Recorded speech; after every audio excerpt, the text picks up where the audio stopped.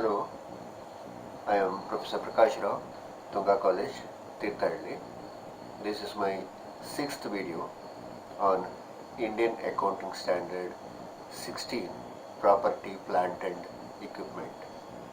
In this video, I am going to explain you about Ind AS 16 that applies to property, plant and equipment. A theoretical background with regarding the standard may be discussed here. As you screen in the screen, Ind AS 16 prescribes the accounting treatment for property, plant and equipment.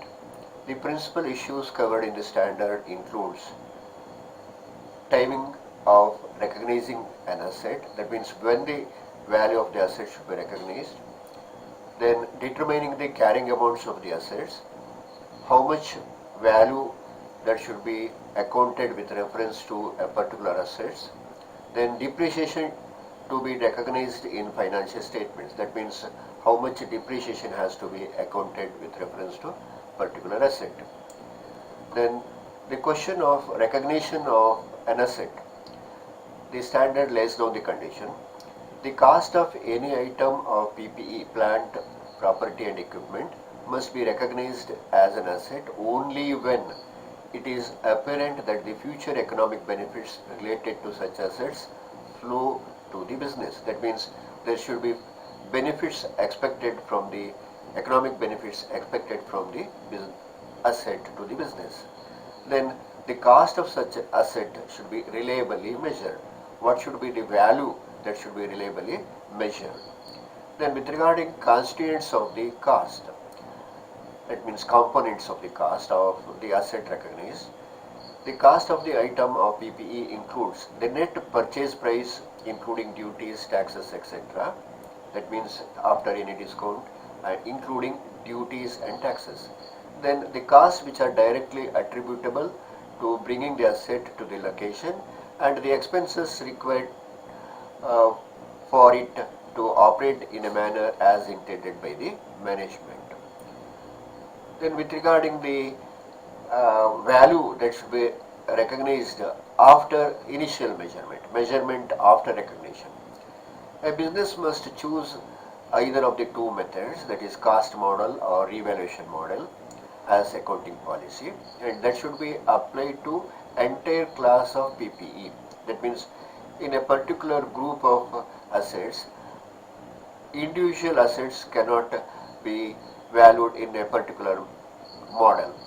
It should be applied to the whole group, that means whole class of PPE. With regarding cost model, how the accounts should be done. After recognizing an asset, PPE may be carried at cost as reduced by accumulated depreciation and accumulated impairment losses if any. That means every year after initial recognition of the value, depreciation may be calculated, depreciation has to be calculated on the asset, and at the end of the each year review with regarding the value of the asset has to be done, and if there is any impairment loss, that should be accounted. In case the concern adopts a revaluation method, after recognition of an asset, PPE may be carried at the revaluation amount reduced by the accumulated depreciation. That means as in the cost model, depreciation has to be accounted on the initial value recognized under revaluation method, and also as in the cost model, accumulated impairment loss if any, that should be adjusted. Impairment loss here refers to book value in comparison with the market value. Then revaluation must be made with adequate regularity.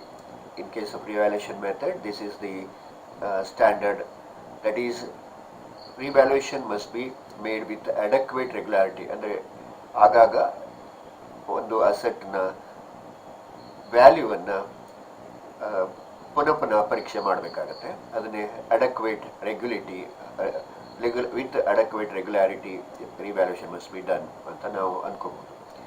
Revaluation must be done for the whole class of PPE. That means individual item of plant, property and equipment cannot be revalued. In case an asset has to be revalued, the whole class of PPE should be revalued.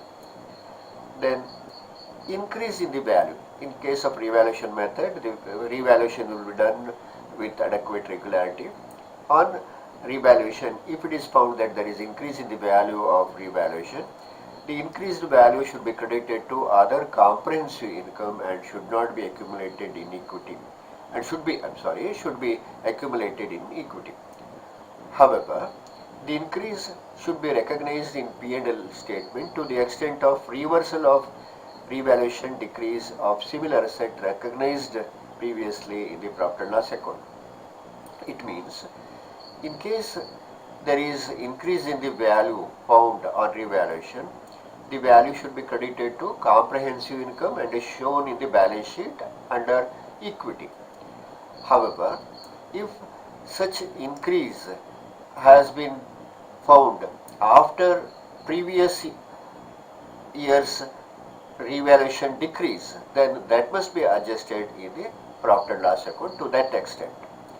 In case there is a decrease in the value found on revaluation, that should be recognized to profit and loss account and not to the balance sheet.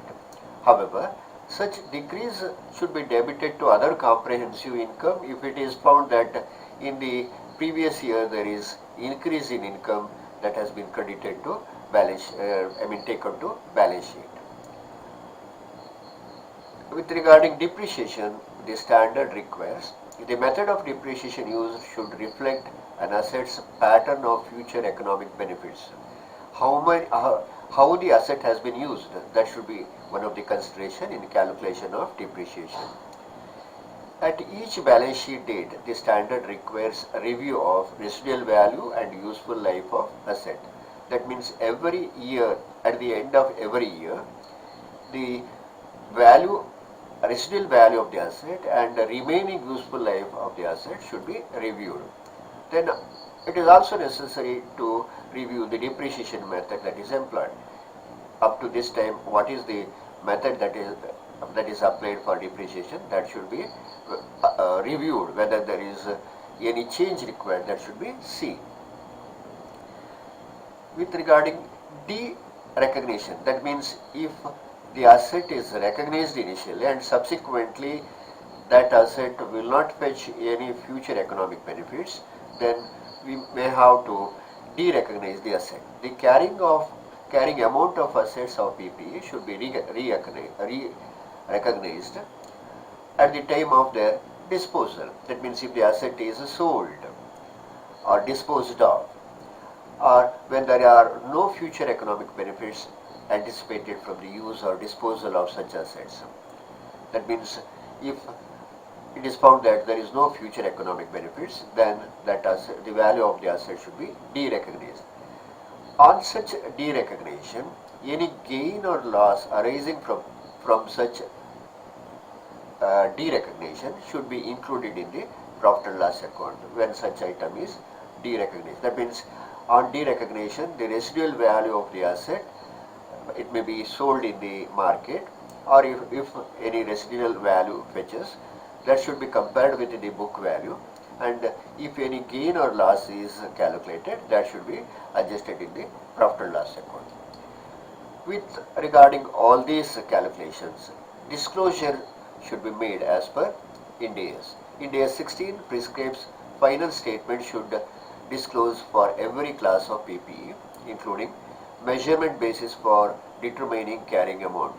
How the carrying amount has been calculated, that should be explained. Then what is the depreciation method used, that should be given. The rate of depreciation and useful life of the asset that is considered should be disclosed. Then aggregate carrying amount initially, that means at the year beginning and at the end of each year should be shown.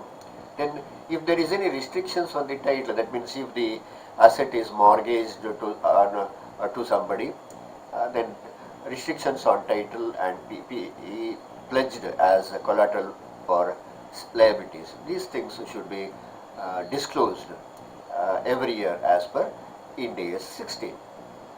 Having understood something about the basic knowledge with regarding the India's 16 requirements, we shall take up one practical problem on um, PPE.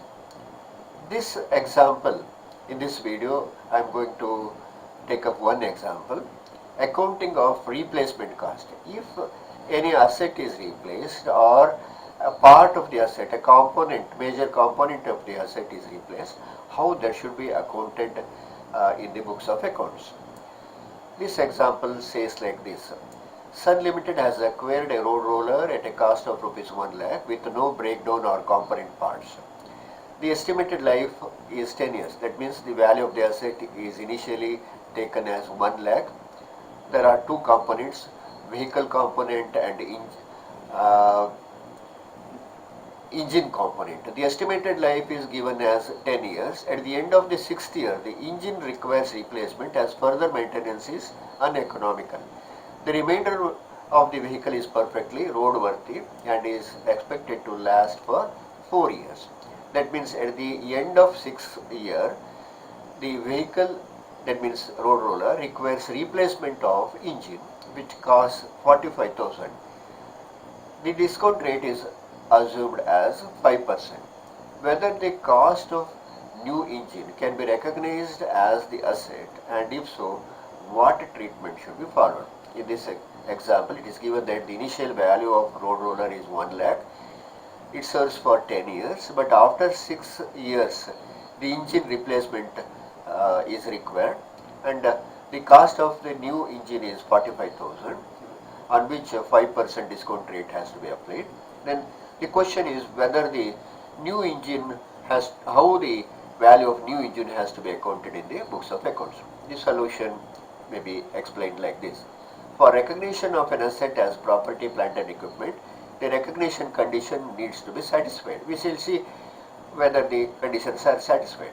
Future economic benefits associated with the asset should flow to the entity and the cost can be measured reliably. Both these conditions are met, and hence the initial value of 1 lakh rupee can be recognized. The new engine will produce economic benefits to the company and cost of engine can be measured reliably. Subsequently, after 6th year, replacement of engine takes place.